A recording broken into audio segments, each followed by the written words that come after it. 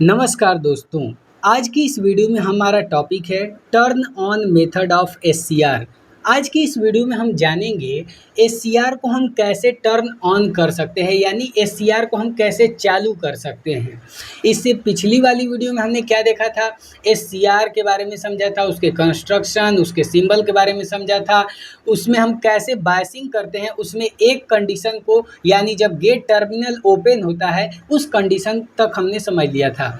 अब हमें समझना है कि गेट टर्मिनल को अगर हम कनेक्ट कर देंगे तब कैसे जो है कि बायसिंग कर सकते हैं। लेकिन उससे पहले हमें जानना पड़ेगा कैसे हम एससीआर को टर्न ऑन कर सकते हैं, यानी कैसे हम टर्न ऑन कर सकते हैं या चालू कर सकते हैं। बात समझ में आ गई। आइए इस वीडियो को शुरू करते हैं और हम जानते हैं इन सारे मेथड को। तो सबसे पहले अगर आपने पिछली वीडियो नहीं देखा है तो उसको ज़रूर देख लें, ताकि अगर आप पहले वीडियो से देखेंगे तो हमारा पढ़ा हुआ आपको जो भी चीज़ें हैं एक तरीके से समझ में आएंगी। आप सिलेबस अगर नहीं देखे हैं क्या क्या चीज़ें पढ़नी है तो आप सिलेबस को भी देख सकते हैं। प्लेलिस्ट पर चले जाएं, वहाँ पर आप देख सकते हैं। आइए वीडियो को शुरू करते हैं। सबसे पहली बात देखिए, टर्न ऑन मतलब चालू करना। किस चीज़ को चालू करना है भाई? एससीआर को। यानी एससीआर को कैसे हम टर्न ऑन कर सकते हैं उसके तरीके हमें पढ़ने हैं। अब उसमें तरीका कौन बेस्ट है उसके बारे में भी समझेंगे। देखिए, सबसे पहली बात, एससीआर को टर्न ऑन करने की 5 मेथड हैं। आप देख सकते हैं यहाँ पे। पहला है फॉरवर्ड वोल्टेज ट्रिगरिंग, दूसरा है गेट ट्रिगरिंग, तीसरा है डीवी/डीटी ट्रिगरिंग, चौथा है डी टेम्परेचर ट्रिगरिंग या तो थर्मल ट्रिगरिंग भी इसे कहते हैं, और पांचवा है लाइट ट्रिगरिंग। यानी एससीआर को टर्न ऑन करने के लिए 5 तरीके हैं, ठीक है। और एक एक करके हम इनके बारे में समझेंगे। और एससीआर को टर्न ऑन करने के लिए सबसे जो मेन मेथड है, सबसे जो मेन ट्रिगरिंग मेथड है वह है गेट ट्रिगरिंग। और चूंकि ये बहुत बड़ा है इसको हम अच्छे तरीके से समझेंगे, इसलिए इसको बनाएंगे नेक्स्ट पार्ट में, अलग से बनाएंगे। बाकी जो 4 मेथड है, छोटे छोटे मेथड हैं, इनको इस वीडियो में कवर कर लेते हैं। तो चूंकि ऐसा नहीं है कि यही इंपॉर्टेंट है, सारा समझना है, लेकिन जो सबसे ज़्यादा यूज किया जाता है वह है गेट ट्रिगरिंग, तो उसको समझेंगे नेक्स्ट वीडियो में। आइए तो हम इन चारों मेथड को समझते हैं।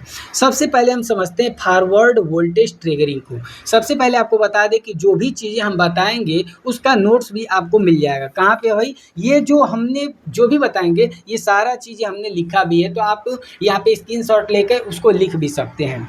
चलिए, तो सबसे पहले समझिए turn on method of SCR. सबसे पहले देखिए ट्रिगरिंग का मतलब क्या होता है।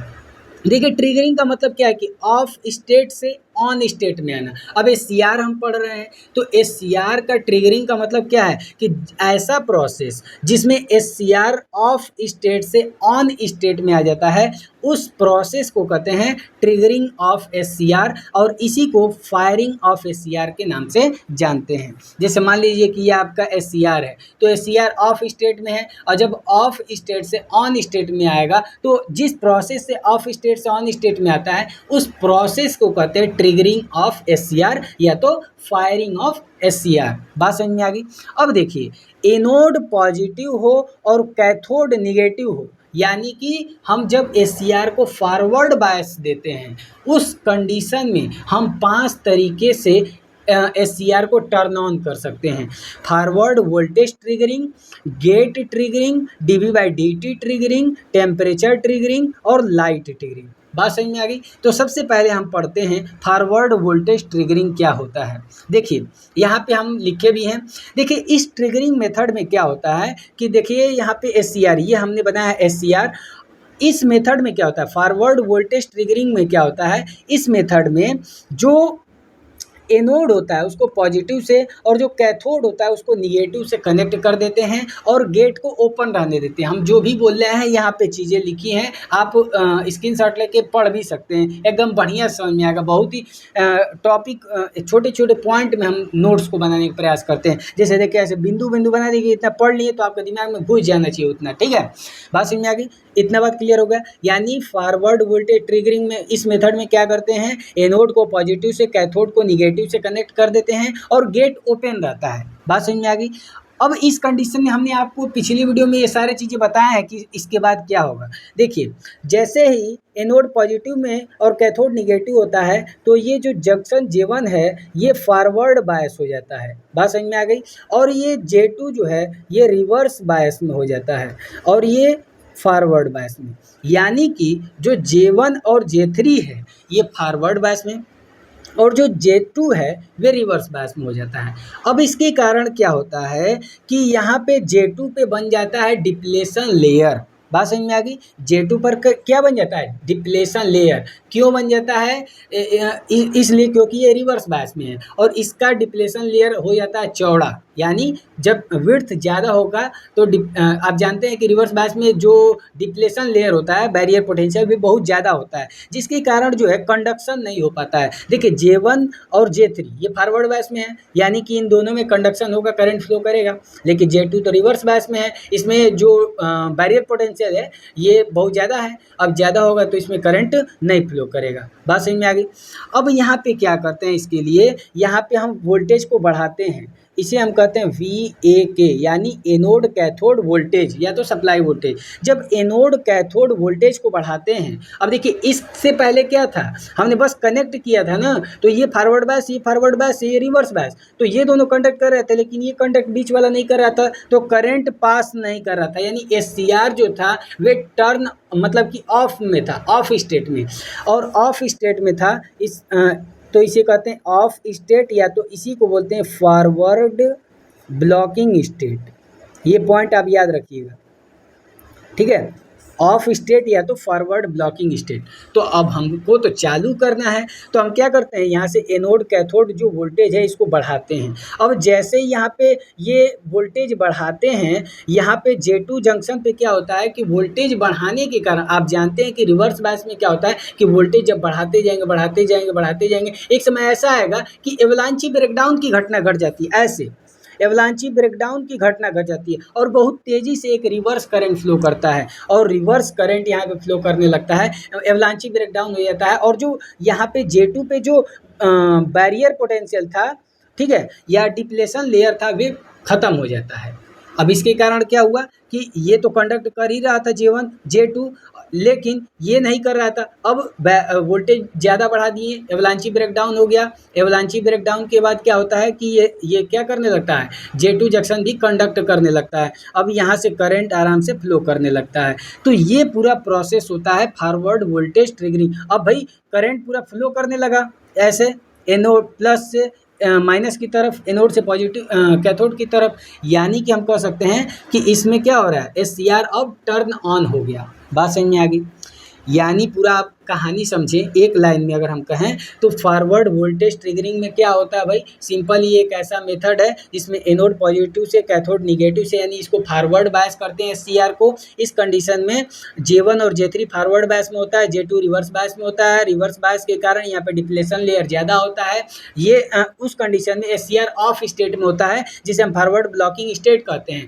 फिर हम क्या करते हैं कि वोल्टेज को बढ़ाते हैं, वोल्टेज एनोड कैथोड वोल्टेज को ये बढ़ाते हैं तो एवलांची ब्रेकडाउन की घटना घट जाती है, और इसके बाद जो है ये यहाँ पे जो J2 पे जो डिप्लेशन लेयर था वे ख़त्म हो जाता है। इसके कारण क्या होता है, यहाँ पे कंडक्शन चालू हो जाता है, SCR जो है कंडक्ट करने लगता है, SCR में करंट फ्लो करने लगता है, बात समझ में आ गई, और SCR टर्न ऑन हो जाता है। तो पहला मेथड हमने समझ लिया, फॉरवर्ड वोल्टेज ट्रिगरिंग, SCR को टर्न ऑन करने का मेथड, बात समझ में आ गई। अच्छा, एक खास बात क्या है ये समझिए, यहाँ पे हमने जो भी चीज़ें बताया पहली बात तो लिखे हुए हैं, ठीक है, यहाँ पे सब कुछ लिख दिया आपके लिए कि कोई दिक्कत नहीं होगी। लेकिन दिक्कत क्या है भाई, इस मेथड को हम इस्तेमाल क्यों नहीं करते हैं, क्योंकि भाई यहाँ पे ये जो हम वोल्टेज बढ़ा रहे हैं बहुत ज़्यादा बढ़ा रहे हैं, और याद रखिएगा हमने अभी कहा है कि breakover voltage forward blocking, देखिए जिस वोल्टेज पे एवलांची ब्रेकडाउन की घटना होती है, हमने पिछली वीडियो में बताया है, जिस वोल्टेज पे एवलांची ब्रेकडाउन की घटना होती है उसी को ब्रेक ओवर वोल्टेज कहते हैं, जिसको हम VBO से दिखाते हैं। और याद रखिएगा यहाँ पे हमने लिखा भी है कि अगर हम ऑफ से ऑन करने के लिए एससीआर को यहाँ पे जो एनोड कैथोड वोल्टेज है, जब इसको बहुत ज़्यादा बढ़ा देते हैं, यानी ब्रेक ओवर वोल्टेज से ज़्यादा करेंगे तभी तो एससीआर ऑन होगा। और ये जो है प्रैक्टिकली पॉसिबल नहीं है, मतलब प्रैक्टिकली एससीआर के लिए नुकसानदायक होता है। वही चीज़ हम लिखा है कि प्रैक्टिकली जो है एससीआर को ऑफ स्टेट से ऑन स्टेट में लाने के लिए हम ब्रेक ओवर वोल्टेज से ज़्यादा वोल्टेज देते हैं, और ये क्या है, ये प्रैक्टिकली जो है डिवाइस के लिए हार्मफुल है, मतलब डैमेज कर सकता है। बात समझ में आ गई? चलिए आगे बढ़ते हैं। अब एक चीज़ और समझ लीजिए, यहाँ पे ऑन तो हो गया, ऑफ कैसे होगा? तो ऑफ करने के लिए यहाँ पे आपको करना पड़ेगा कम्यूटेशन। क्या? कम्यूटेशन।